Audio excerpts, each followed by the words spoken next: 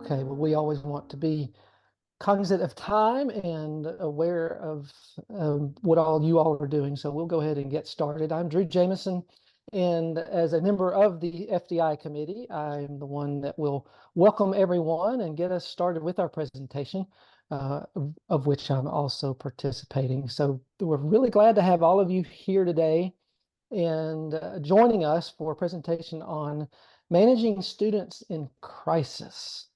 And we know that no matter what context you are working in, that you are facing students that do need help sometimes with things going on in their world and in their life. So joining me today are Dr. Ryan Davis, who is our Senior Director of Student Engagement and Online Student Success, and Abbey Green, and remind me her name. Emma. Emma, as Abby has just returned to work as baby Emma came into the world. So Abby is our student wellness manager, and she's also an adjunct professor in professional studies. And so they will be joining me today in presenting and sharing with you on ways best practice to manage our students when they are experiencing a crisis in their life. So Ryan, I will turn it over to you. Sure. Thank you so much. And just to provide a little bit more additional context, my master's degree is in counseling, and I've worked in higher ed my entire professional career, handling student crisis from housing to counseling centers to wellness and accommodation areas. And originally, I thought that Dr. Jamieson and I were going to have to do this by ourselves, but Abby ended up coming back just in time. So we're thankful that she was able to join in, because typically this is what she does. And so I've been covering for her during her maternity leave. I bet we have opposite perspectives of that. I bet she felt like her maternity leave was over in a blink, and I felt like her maternity leave was at least 6 years long. So we're happy to have her back, and I did not bother her at all. You'll all be very proud of me during her maternity leave. So just to get us started a little bit here, we are going to talk a little bit about defining crisis. We're going to do an overview of and a refresher of our wellness system. We're going to talk about some best practices. We're going to talk about internal and external resources, and we'll leave some time at the end to have some Q&A for you all if y'all happen to have any questions to ask us. So there's a lot of different definitions of crisis, or times when we think of students maybe being in crisis. And so just to kind of level set here, we're talking about a state of feeling. So again, what we perceive as crisis might not be how a student is feeling in the moment. They may feel like they're in crisis, and it may not be something that we feel as a crisis, but they may be feeling that. And it's really a lot of times that feeling is around confusion, anxiety, and it's going to impact their ability to be successful. So, and there's a lot of different crises that students experience. We know that life doesn't stop happening when you're in education, when you get your degree, when you're going back to get your education. And that can be medical, psychological, employment. We have students who have a loss of employment, financial, familial. We have deaths in the family, children that have crisis as well, that then put their parents in crisis, housing insecurity, food insecurity, and sometimes legal things come up as well. And sometimes, again, that can be tied to familial things. So some signs of crisis that you might all see as faculty is ghosting. This is one that we hear a lot. Hey, I know Ryan. Ryan's been a great student. He's been in my classes before, but he's in this class and he hasn't completed assignments. He's not responding to my emails. He's not, his behavior is changing, and he's just not there. And so that is something that we frequently hear from faculty who are really in tune with their students. We also see students who are doing their work, but it's really late. It's frequently late, and that is abnormal for them, right? Some students, that might be a normal behavior and might not indicate crisis, but again, that change in behavior is certainly something that a faculty might see. Agitated communication. Again, if a student is normally very polite and very cooperative, and all of a sudden you see in their communication that they're a little bit more agitated, we see the language that might be a little bit more aggressive than what what's normal for them, they might be feeling, again, those feelings of crisis, anxiety, confusion, stress. And then the last thing that, again, a faculty might see frequently is this expressions of sadness, anxiety, or anger.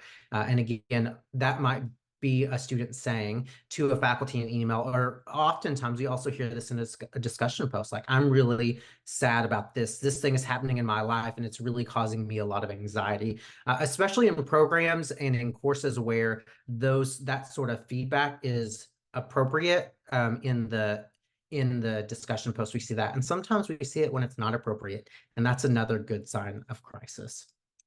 So now I'll turn over to Dr. Jamieson to talk a little bit more about what this might look like from a faculty's perspective. Yes, thank you, Ryan. And just as a side note, more about me, if you don't know me, I am core faculty in the Marriage and Family Therapy program and have been at ACU 7 years, which is just hard to believe. In fact, it caught me off guard when I saw that in a recent newsletter. So I'm just happy to be here and just sharing from that perspective as an MFT. We all experience these things. It's not limited to my school, to your school. We get these emails from students, and it's just important to be aware, and that's something that we'll talk about a little bit later, but to be aware, just as Ryan has defined crisis, that you or I may not consider something a crisis that our student may very well. And it's a part too of just recognizing these things. So it could be anywhere from illness, and this can be personal illness, illness in the children, illness in the family, close family, loved ones, and so forth. I often get emails from a student, I was in the ER last night with my daughter, and I just wasn't able to get my assignment turned in on time. Accidents, of course, anywhere from a car accident to, I think I had one who was playing in a mother-child flag football game, I think it was, and she twisted her ankle or something like that.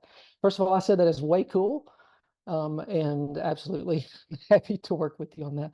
Job loss, mental illness, natural disasters. We have gone through, so many of our students there in Texas. Hurricane Harvey hit hard, and I had another student couple of years ago when tornadoes ravaged Kentucky and hit his hometown, and he was in internship, and it just flooded him as far as personally, as well as in his work with his clients. Family deaths, of course, financial trouble can become a crisis and become distracting to our students. Even sometimes course subject matter, and I don't think that would be just limited to what we do in MFT. I've had students where we're in a trauma course, when we're looking at particular types of trauma, abuse survivorship, and so forth, that it activates their own history and gives them a difficult time. It gives them quite a challenge in working through the course material. And in other schools, other colleges, I'm sure that you have some course material at times. I was thinking maybe even in nursing and managing types of illness or so forth. But I don't think it could be limited to any one particular area, where maybe even sometimes course subject matter could be activating to a student that has some personal history with that. I have this student's permission just to share something even more specifically. I received this message from a student on Thursday of week 7. So just keep that in mind here. Thursday of week 7. She had not submitted her week 6 assignments. And of course, it was just a few days before week 7 was due. She said, I realize I have a few items that have not been turned in. I assure you that I'm not deliberately neglecting my assignments. My mother has been on life support and she passed yesterday. As much as I push myself to get to this point, I just need a moment to gather myself to complete my missing assignments. I know what all this looks like, but I promise you I've never been more excited about school or more interested in my education. I'm in a low place, but I will not quit. Would it be acceptable if I had until Monday to turn in all my outstanding work? I understand penalties will stand. I just really need a few moments to gather myself and to get through this session and this season. Is there a way we could talk about this? I look forward to hearing from you. I will come back to that a little bit later when we talk about how we can respond to these types of things. I know you've gotten messages like this from students before, and sometimes maybe even on the weekend of week 7, just before assignments are due. We do face these things, and there can be a best practice in our response. But I did want to briefly share just personally, as KK, again, thank you for asking how I was doing. I had a crisis very recently in my life, and it was something it's been probably the most intense one that I maybe have faced, or maybe even in my adult life. Here you see a couple of pictures. This was January 15th here in Florence, Alabama. Hear that again, Florence, Alabama. The picture on the left, that is straight out my front window. That's what it was like Monday afternoon on January 15th, the very beginning of this snowstorm. And then the picture on the right shows my 15-year-old son and I heading out with the child kayak to get in some sledding runs. And then the next picture for us there, Ryan, that is a picture of the result of the sledding run. It was only my second time down the hill, and it went way wrong. I was going quite fast, and a tree got in my way. And so I'm sure my instinct was to put my foot out. Thankfully, I was going feet first. To put my foot out to embrace the impact, and in the process, I shattered my heel bone. When the nurse practitioner comes in after getting the report from the x-ray, and he sighs first, that's never a good sign. And he let me know that my heel bone was shattered. And the ensuing process was that happened on the 15th. On January 31st, I had a surgery to repair my heel bone. And that's what they put me in for 2 weeks after the surgery. Thankfully now I don't have anything. I don't even have a cast. It's great. I can't walk on it yet, but it's doing much better. Hopefully it's healing the way it's supposed to. I'll go check in 3 weeks. But I wanted to mention this because I experienced this crisis, and I can't, in fact, I could, if I go too much into it in my own personal experience, I could get emotional just to talk about the response I had from ACU. The response I had from Dr. Salkill, Sarah, you're on my screen right now, Sarah, too. So, as my program director, I felt so loved and cared for. You know, we went through the proper protocols. I took some sick time just so that I could focus on healing and getting our bearings here in the household. It really threw our household off as far as all that, that I do here in the house, and I just couldn't do anymore. And the response that I got from the school was something that's really hard to describe how meaningful that it was. And so though it was not where I got extension on assignments due, it was not anything like that, I can certainly speak to how important and how meaningful it was for just little gestures made by my colleagues, by my ACU family, as I like to call them. A couple of my colleagues stepped up and pitched in for my classes. In fact, I'll call them out, Dr. Notice, Vaccine Notice, and Tim Parker. Thank you guys so much for that. And, they had to fill in for me on internship classes and so forth. I don't want to take too much time on it, but just wanted to share how I just recently experienced a very real crisis, and the response made all the difference. So I will stop there and turn it over to Abby. Yes, I every time I've heard that story you told me the other day, and a kayak, I've never thought of using that as a sled before. I think I'm gonna file that away It for goes some way point later too down. fast. I was just saying, way maybe too I shouldn't fast. file it away. Maybe it's a bad idea, but I appreciate the ingenuity on that. That's pretty impressive to think about sledding things. But yeah, I am just gonna cover what I hope is a refresher of wellness. Hopefully, as a faculty member, you've heard about this before, but if not, this will be really good information on something that you can definitely bookmark as you're working with students. But I just want to start by kind of giving, this is a visual overview of our student care system. And, we've got, if you look down at the bottom, we have one entry point for this system. It's our wellness referral form, which I'll talk more about in just a second, but that's the primary way you're going to get a student connected to this system, and the fastest way for a student who's in crisis imminent, something's going on, to get them support. Those referrals come right to me. I'm typically responding to those within 24 business hours, usually a lot faster. We know that with 7-week courses, we do not have a lot of time to get students what they need. And so we want to move quick on those. You know, I get those referrals, try to triage them as best I can.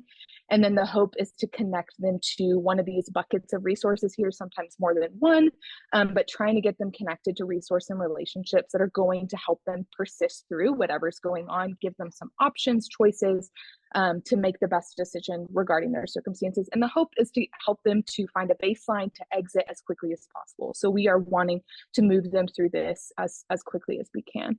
Ryan, if you'll go to the next slide, these next 2 slides are really about our wellness supports. But another way you can think about this that's helpful is these are some reasons that you might go ahead and make a referral on behalf of a student to wellness. So we've talked about number 3 here, student is in crisis or crisis imminent.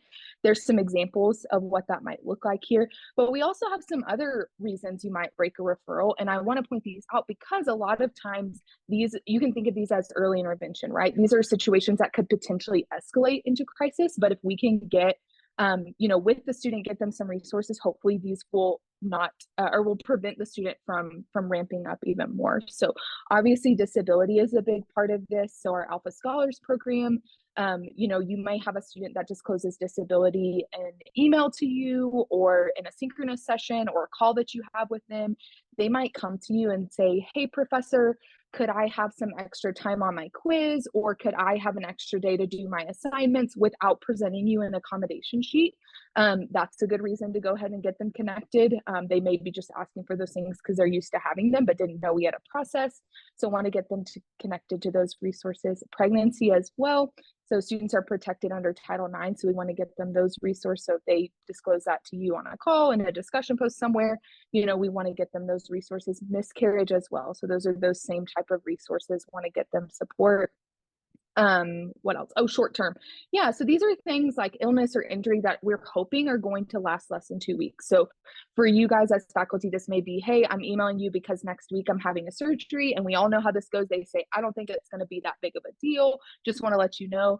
It's a good thing to go ahead and get them connected so we can get a plan in place. This protects them as the student, protects you as the faculty member, and accounts for when things don't go as planned, right? So if we have those things in place, it's less disruptive to the student and kind of their journey there. These last 2, Ryan, if you'll click ahead, Sure. our conduct. Before you move on, Abby, Yes. I do want to, Yeah. because you just are getting back for pregnancy, just so you know, if you happen, any of you who've been in a recent Title IX training, you know that is a required report now. So if you report it to us, we will ensure that it gets reported to Title IX. If you report it to Title IX, they will ensure that it gets to us. So you don't have to worry about doing it in both places. If you pick one place or the other, we'll ensure that we get that done. And we're also going to talk with Title IX about streamlining that process a little bit. So I just want to point that out for pregnancy.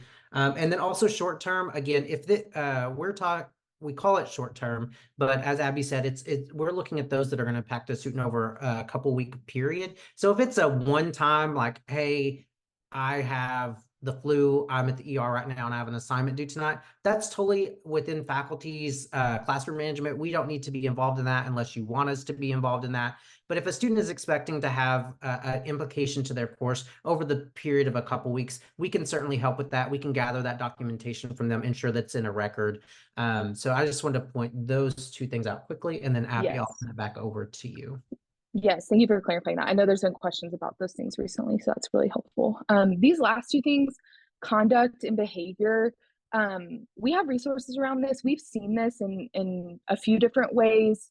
This could be a student that's sending you concerning communication, whether that's written or via phone. Sometimes they are writing things that are concerning in a discussion post, or even in a synchronous session, they're speaking or acting in a concerning way. That's a place that you can go ahead and make a referral. What we're looking for here is, again, that to be early intervention before this escalates to a situation that actually has to be put through our official conduct process. So a lot of times this is coming alongside the student and helping them to understand what's appropriate when it comes to interacting with the professor. Maybe they don't know. And you as professors also can have that type of conversation, right? We've had students where maybe the issues persisted over the course of the entire course or multiple courses. And so we need to address that with a student. But you as a professor can also intervene in those types of situations, but we want to be a resource in that as well. And then this last thing is religious accommodations. We've not seen this so far, but we might, and we want to make sure this is an option. We recognize we have students that may not profess Christianity. And so they may have a different sincerely held religious belief that is bumping up against the way that we do things here. And so we want to make accommodation for that. Again, we've never seen it, but we do want to have it as an option and want you guys to know it's an option if that could serve one of your students. So again, those are kind of our big areas of support. And then you can think of them as reasons you'd make a referral. So this is our wellness referral form. Again, this is this entry point into our system. This is the primary way that you are going to get a student connected. It shouldn't take you very long to fill out here, but some things for you guys to know that are just helpful for me. Remember, I get these referrals out of the blue, so as much detail as you can provide is super helpful. I'm trying to build context and understand what's going on. So try not to leave any of the boxes blank. We've really tried to whittle it down to the most pertinent information on the form. Timeline is super important. So as you're thinking about when you're filling it out and what details to provide, a lot of times a student may tell you, hey, I am having surgery. Okay, when is that surgery, right? It just helps me to determine how urgent is this? How much time do we have? What are those next steps? That timeline is really important. And then the last thing is just thinking about outreach. So what do you need me or my office to do? And there's a couple options on the form. There's a place for you to let me know if you just want this to be information only. Hey, I just need somebody to know this is going on. A lot of times folks use that option if they think, hey, this might have the potential to escalate in a couple weeks. An example, I got one this week for a student whose mom is on hospice. And so we know that there could potentially be a loss coming for the student. And so, hey, just give you a heads up. That helps me to know, hey, if I see something from this student, we really need to move quickly to support them. So that's one option. We also have a coaching option. If you feel like, hey, I really want to handle this situation. I feel like I know what I want to do, but I just want to talk about it with somebody, or I want to get some consultation. That's an option. And then there's also an option for you to say, hey, this is something that I really feel like it would be helpful if someone else reaches out to the student.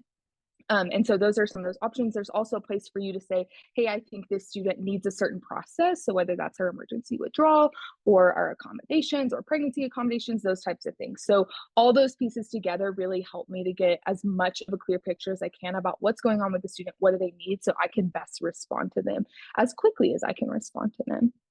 And then this last slide before I kick it back over is just some discovery questions. So if you're thinking, Abby, I really don't know when I'm interacting with a student and my alarm bells are going off, I think this needs to be a wellness situation, but I don't know, what I'm supposed to be thinking about as I go to fill out this referral. What should I be asking? These are just some sample questions. These are not required, but just helpful.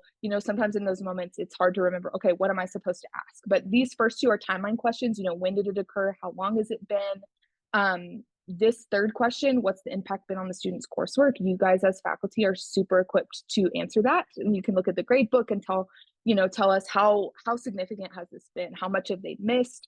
Is this a situation that we feel like there's a place for them to recover, or they've really missed too much? All of that is helpful when I'm walking with the student. Who have they notified? Have they let anybody know what's going on? What have they done or not done? Again, have they reached out to anyone? Have they engaged in any resources that they told you about? And this last question is my favorite. And I think this is a really good way that we can show empathy to our students. This question of how can ACU support you? If you want to say, how can I as your faculty member support you? This oftentimes reveals what the biggest, and maybe not even the biggest need, what the most important need is to the student. So a lot of times I'm talking to a student and I have all these ideas of all these things that we should be doing. We need to take these next steps. But if I ask, hey, how can we support you? Or I often say, what do you feel like you need right now? That reveals to me, okay, this is the thing that's the most important. And so it might change the way that I respond to the student, the order that I respond to the student. So that's just a really helpful question that I think could be beneficial to you in your interactions with students. So I will stop there and kick it back over to you, Dr. Jamieson. All right, thank you very much, Abby. So many times, not every time, I know sometimes maybe the advisor is the first point of contact hearing about a crisis. However, many times we are that first point of contact. And just to let you know, even though we in the marriage and family department are trained and licensed therapists, we don't do therapy with our students. When they reach out and they have a crisis, we're not going to engage in a full session with them.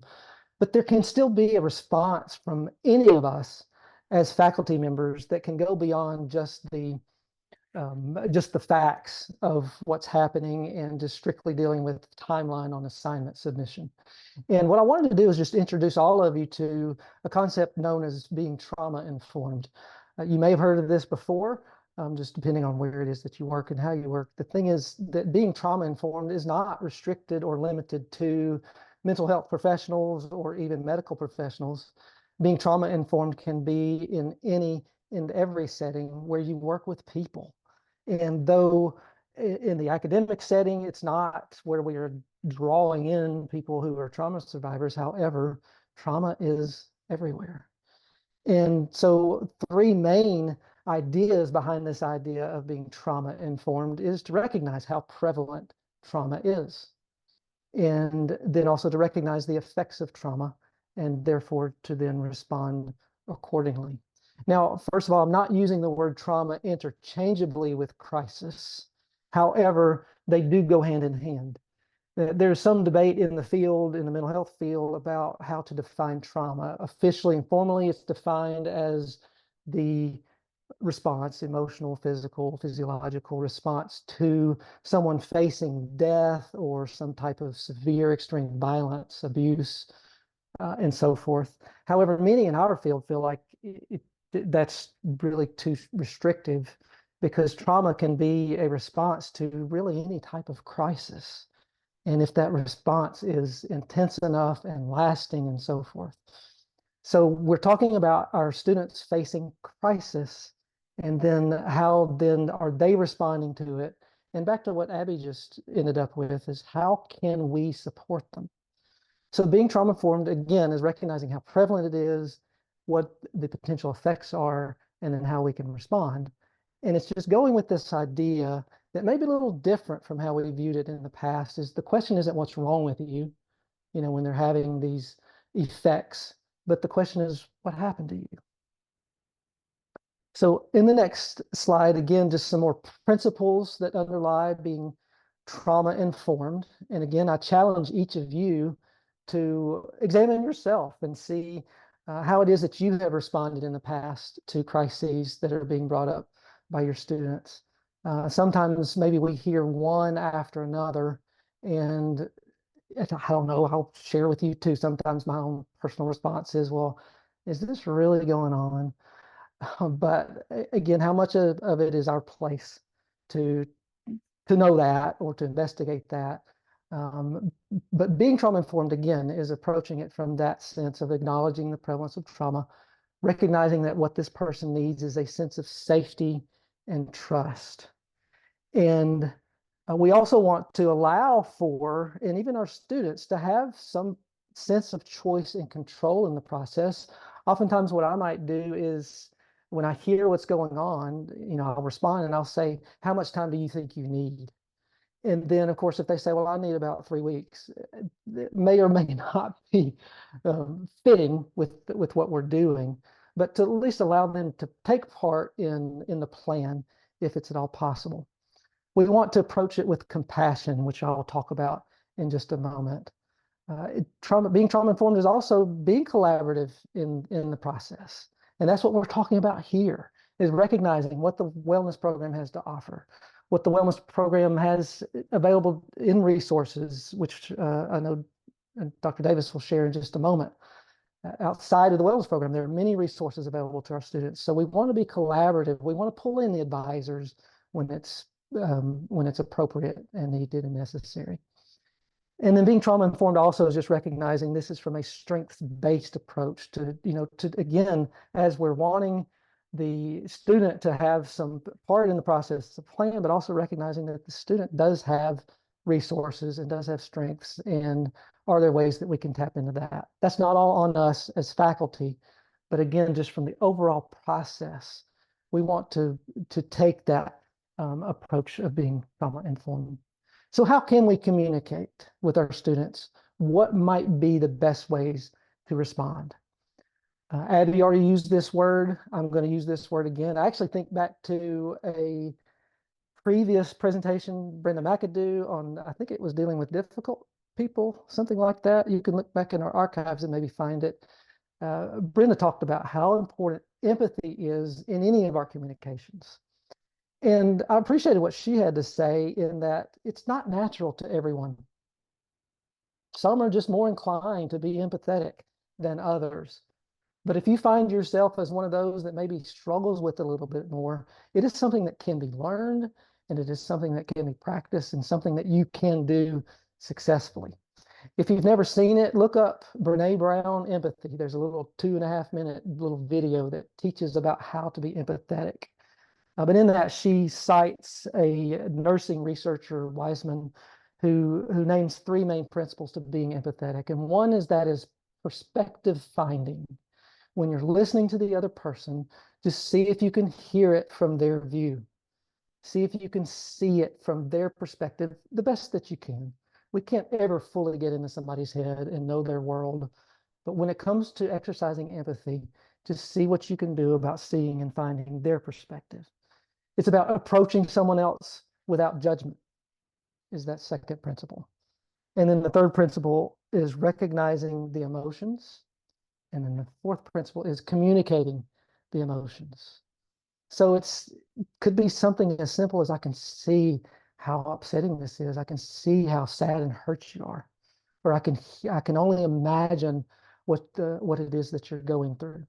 I think back to the student that I shared with you earlier who reached out about her mother passing just the day before. And no, I don't know exactly what she's going through. But of course, in that response is I can only imagine what kind of grief you're going through. And she asked for, I need to just have some time and collect myself. So I'm saying, absolutely, you do. So it's just about feeling with someone. It's different from sympathy. And in that video, Brene Brown talks about how sympathy can be very disconnecting because it's where it's more a matter of where you're almost giving advice and telling them, well, at least is one of the things she talks about is if you're starting off a statement with at least, then you're cutting off any emotional connection. At least you've got this person now that your mother's gone. That's more, that is certainly not empathetic and connecting with emotion. So recognizing the emotions and then communicating about the emotions. Sometimes it may be simply, I don't even know what to say, but I'm glad you shared this with me. The second thing is compassion. And compassion has been known to be referred to or described as suffering with. Now, we don't need to get in and join in the full intensity of the emotion, but it's joining in the humanity of the experience with the person and what they're sharing. Even if it's something you've never experienced before yourself, just again, as a human being and knowing the effect that it could have, joining with this other human in that particular way. Talking openly, allowing the person to share, maybe even openly talking yourself, but trying not to avoid the actual topic at hand. And as you are doing so, being self-aware of anything that may be activating in you, which leads into that self-care and wellness. Again, this may be a little overboard because I know we're not getting into the in-depth stuff, but sometimes you may find yourself caught in a conversation where things are going in a particular direction. So pay attention to your own responses. Take care of yourself. If it's something that activated something in you, then go do something for yourself afterwards. Being flexible also, as we listen, and this I think would come specifically when it comes to how can we work out a plan to get this student back on track. Flexible about whatever collaboration is needed, bringing in the wellness program, whatever that might be. Sometimes it might just be for us being comfortable with the unknown, and that's having to do with what the student is sharing. If it's an experience that I've never experienced before, again, just recognizing that's going to happen. And as the positions we find ourselves in, we'll be hearing some of these things, and just to recognize our own ability to do that and to regulate our own emotions. And simply about being a good listener.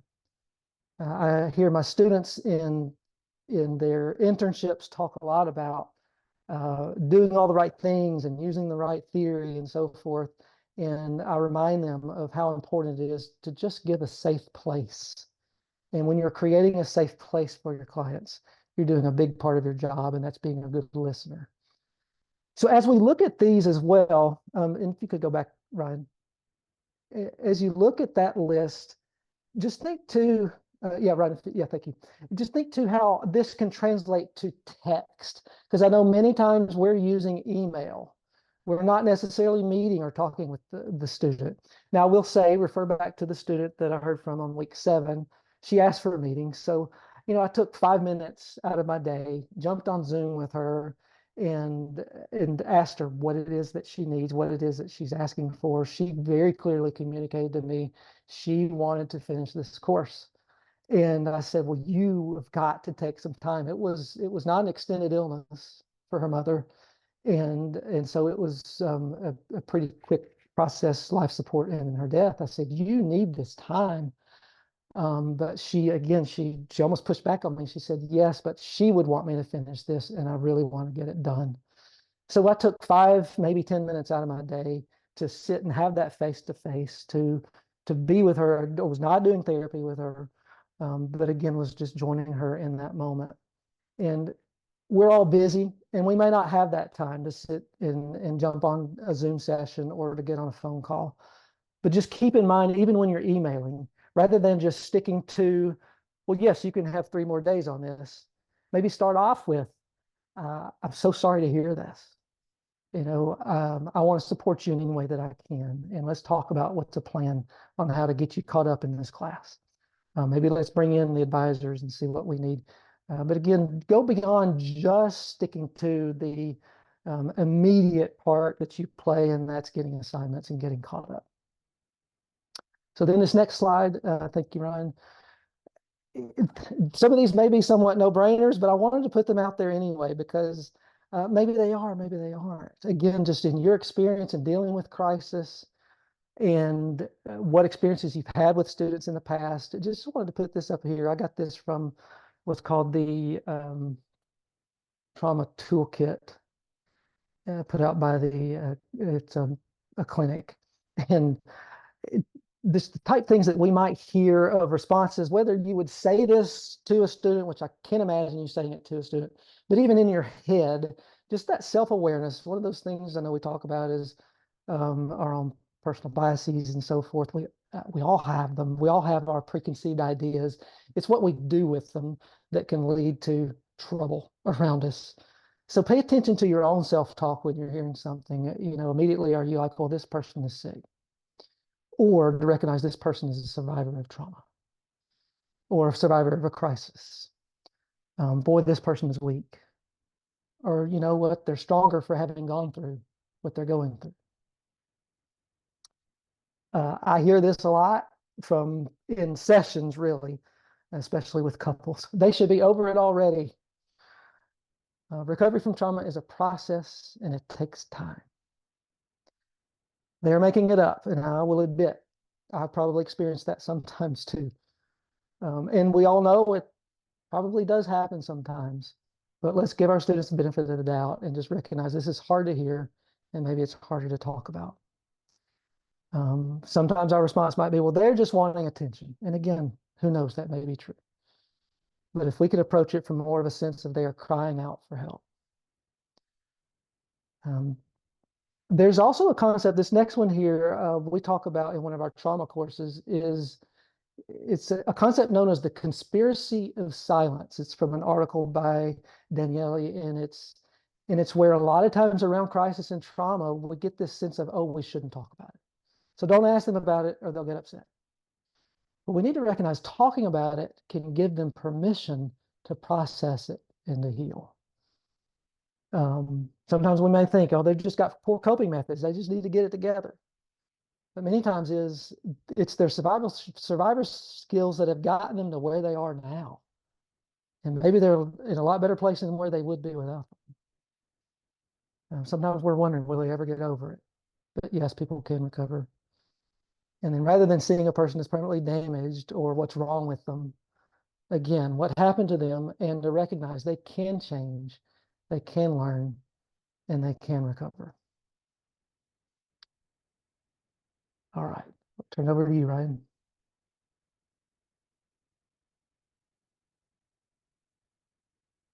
You're muted, You're Ryan. muted, Ryan. Thank you all. To follow up on some of the great things that Dr. Jamieson just said is sometimes we get students that come to us upset by the response they receive from other people. And sometimes we'll even hear, well, yeah, they solved the problem, but I came to a Christian school. They didn't say they cared about me. They didn't say, I'm sorry to hear that. They just said, yes, I'll give you extra time. And they didn't say anything else. But what about me as a person, right? So oftentimes, it's great for us to show some of those emotions, even when we are able to give the student what they're asking for. They come to ACU with a different expectation on how they're going to be responded to and cared for as whole people.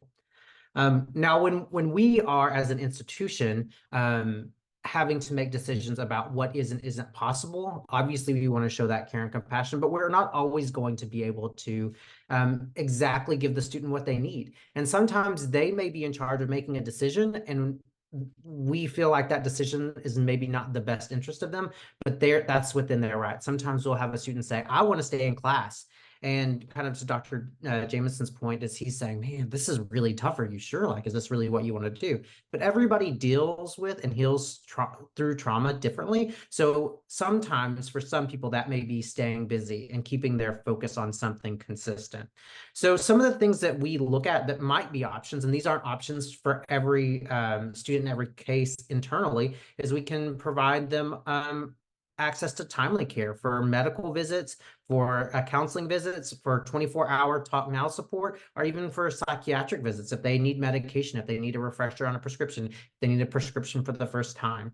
The Title IX office, we talked a little bit about pregnancy and we handle those accommodations, but the Title IX office will reach out to students to provide them resources, even if it's something that happened. And we see this sometimes, that a student will discuss in a discussion board about trauma, that this thing happened to them 10 years ago, 20 years ago, maybe, and it was a sexual assault. Well, the Title IX office will still reach out to them and provide support, provide options for counseling, provide care and empathy and sympathy for those individuals.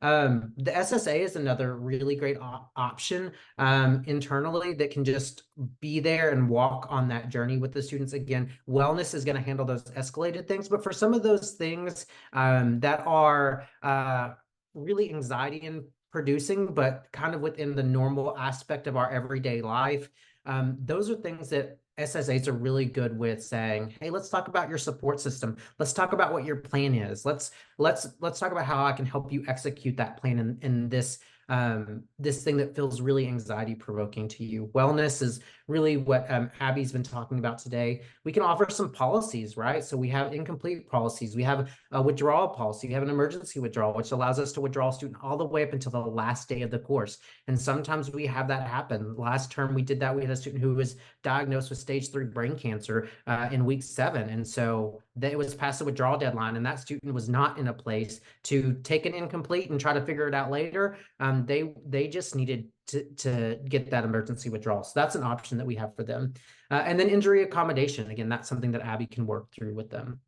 But we also realize that we have students all over the place, and we're not like Abilene Residential, where we can walk them to the counseling center, we can walk them to the school medical center, we can link them into these resources. So a lot of times Abbey and I will help locate local resources for them. So that might be a local church if they need food support, a community if they don't have a community. That might be getting them in contact with the local police. That might be helping them research and find local food banks, local counselors if they need a specific kind of counselor and timely care is not the kind of counseling they need. Women's shelter for housing or for abuse.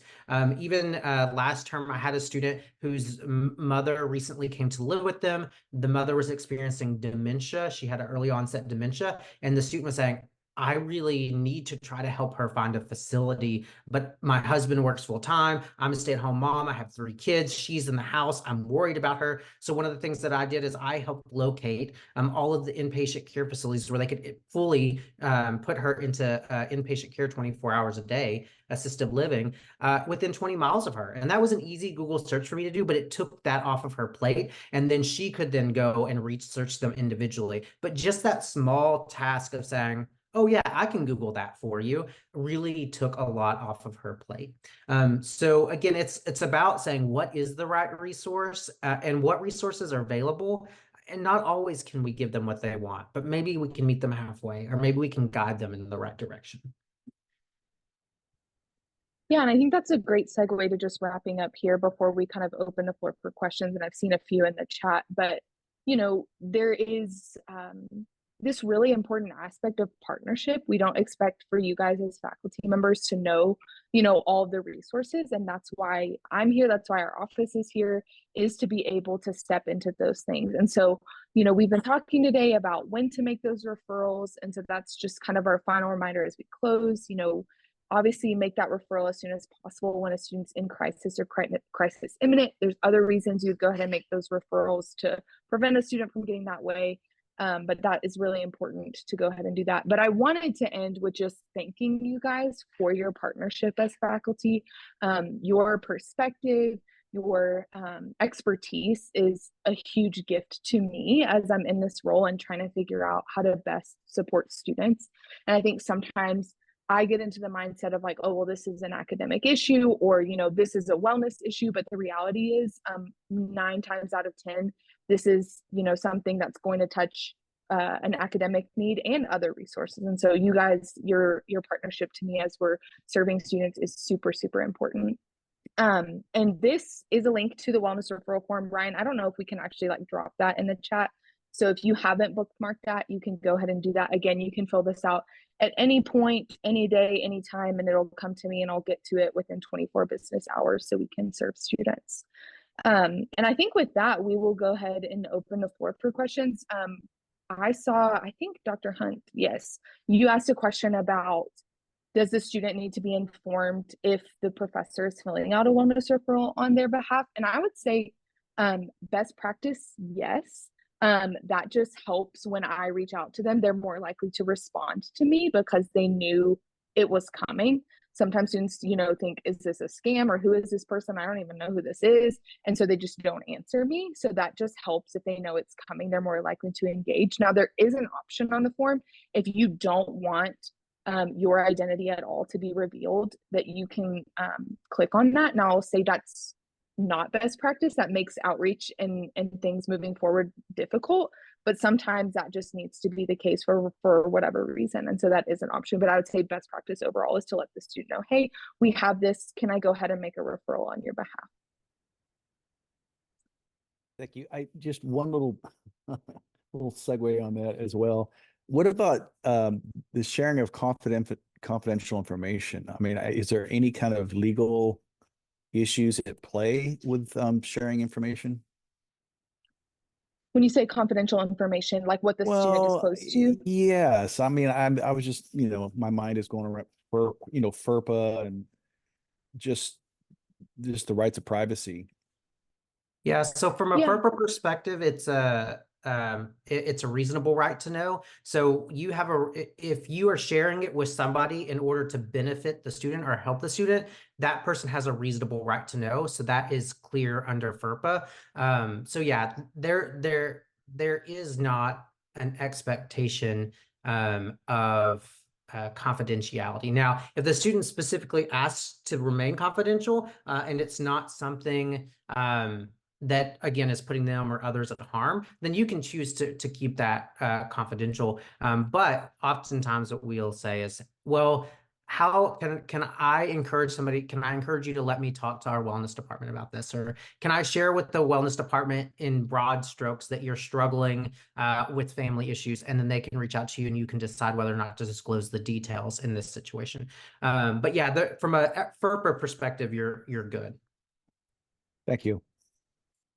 Yeah, and you can always ask too, like, is this okay if I share this? And if they say no, then that's okay. You know, again, as long as it's not something that is putting themselves or someone else in harm's way. We want to honor students' self-determination as well. Okay, so your question, I think I heard Ryan say that if you report the pregnancy to either office, it will be relayed to the other. So you can start with Title IX, or you can start with wellness, but either way, it'll go where it needs to go. Correct. And that's a new, that pregnancy has always been covered under Title IX, but that reporting requirement is a new policy for ACU, that they're requiring it to go through Title IX. Typically, they would only get involved in the past if a student was to complain about discrimination because they were pregnant, but they've changed their policy, and any employee who's been in their recent training heard that. I don't know what their plan is for providing updated training to current employees, but that was in their most recent training. Thank you. I mean, Kathy's, oh, go ahead, Abby, if you're got. Well, Kathy. no, I was just gonna, yeah, Ryan, I didn't know if they had spoken to, I would say it's required for a current pregnancy, right? Not like if a student, yeah. So if a student just tells me they're pregnant in a conversation, I have to report that to someone? That doesn't make sense to me. Yeah, that's the ACU policy now. So, so if you have additional questions, I would encourage you maybe to reach out to Sharita in the Title IX office there in Abilene. I think she's not doing anything of it. She's just making sure she has a record. So that way, if that student makes a complaint or brings up a complaint of being treated differently, that she can address it and she is aware of it. She's also then forwarding that to either the Alpha office in Abilene or to us in wellness to work with the students around what might be reasonable accommodations to ensure that that discrimination doesn't happen. There are some very clear guidelines from the DOJ and the DOE about what sort of things a school must do to help students who are pregnant. They say pregnant or parenting. It's really pregnant and through the process of childbirth, and then into the process of providing nutrients for their child, whether that is from the mother directly or through pumping. The school has obligations to protect them and provide certain resources. Okay, I'm sorry, real quick. I don't want to pursue this. I don't want to take a lot of time, but so if somebody tells me in an introductory video, just in general, I'm pregnant, my next child, I have to go report that to someone. They're not asking for any kind of accommodation. They're Correct. just who I am. That's the ACU Title IX office's policy.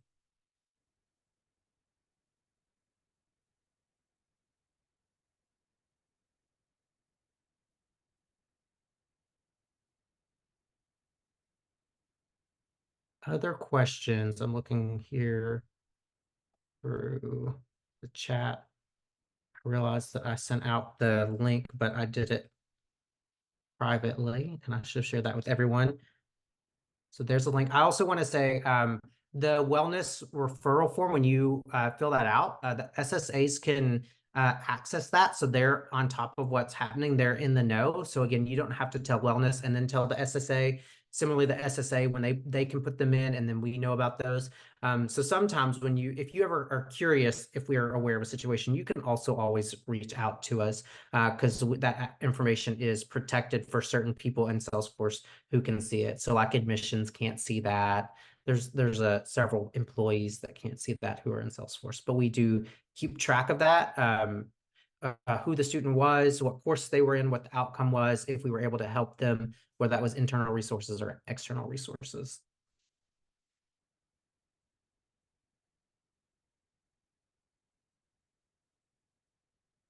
All right. Well, if no other questions, then we'll send you on to the rest of your day. Thank you all for being here. Ryan and Abby, thank you so much for joining us and sharing some absolutely very helpful information. It's again, we're a team here, and we're thankful for you being a part of the team.